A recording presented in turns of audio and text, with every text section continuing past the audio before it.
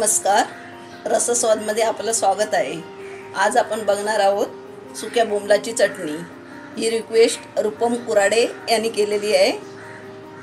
त्यासाठी साहित्य हे मी बोंबील घेतले आहेत बारीक तुकडे करून, 2 मोठे कांदे चिरून घेतले आहे बारीक, 2 मोठे टोमॅटो बारीक चिरलेले आहे, कोथिंबीर आहे, पाव चमच हळद आहे, अर्धा चमच आलं लसूण पेस्ट आहे, 1 मोठा चमचा लाल मसाला आहे, 5-6 कोकम घेतली आहे आणि चवीपुरतं मीठ आहे। गॅस आपण पेटवलेला आहे।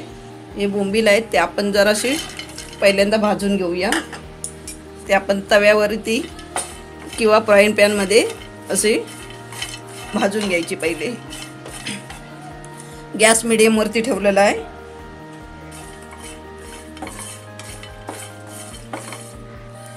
बोंबील आपले आता भाजून झाले। 5 मिनिटं मी चांगले भाजून घेतले आहे। गॅस चालू केलेला आहे। पहिल्यांदा आपण 1 चमचाभर तेल टाकून बोंबील जे आपण भाजून घेतले ते धुवून घ्यायचे। तेल आपलं तापलेलं आहे। आपण जे बोंबील भाजून घेतले आहे ते पहिले तेलामध्ये परतून घेऊया।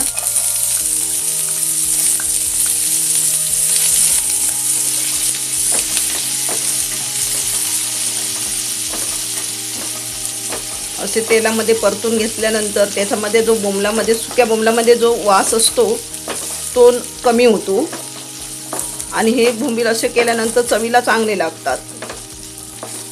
2 मिनिटं आपली झाली आहेत। बोंबील काढून घेऊया।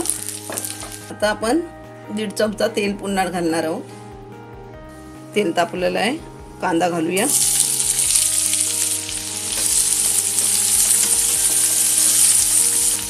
थोडंसं मीठ घालून घेऊया कांद्यामध्ये। कांदा भाजते वेळी आपण फुल गॅस केलेला आहे। 2 मिनिटं कांदा परतलेला आहे आणि आता आपण आलं लसूण पेस्ट घालूया।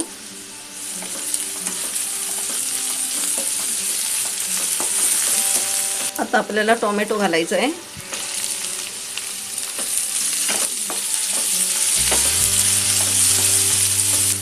आपण मसाला घालणार आहोत। आमचा घरगुती लाल मालवणी मसाला आहे। हळद,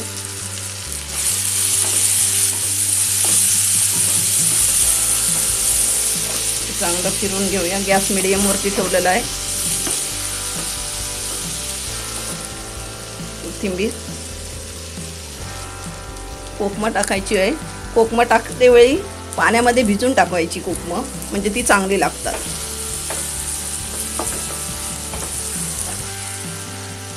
आता आपल्याला बोंबील घालायचे आहेत।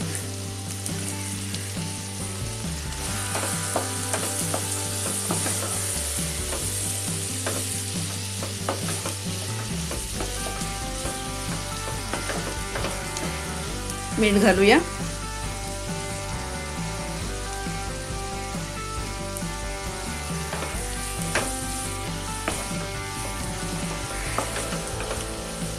कोकम जर कोण वापरत नसेल तर त्याच्याऐवजी आपण 1-2 टोमॅटो जास्त वापरायचे। हे सगळं आपलं एकजीव करून झालेलं आहे आणि हे आता आपण झाकण लावून आपण 6-7 मिनिटं शिजवायचं आहे आपल्याला।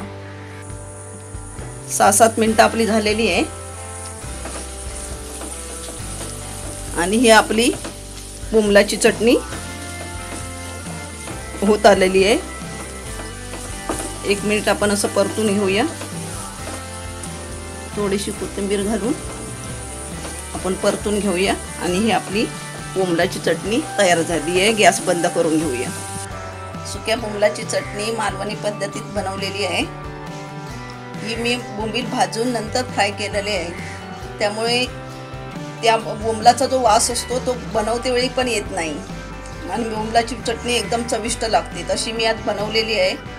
ही रेसिपी बघून तुम्ही एकदा करून बघा आणि मला सांगायला विसरू नका। हा व्हिडिओ आवडला असेल तर लाईक करा आणि रसस्वादला सबस्क्राईब करा। धन्यवाद।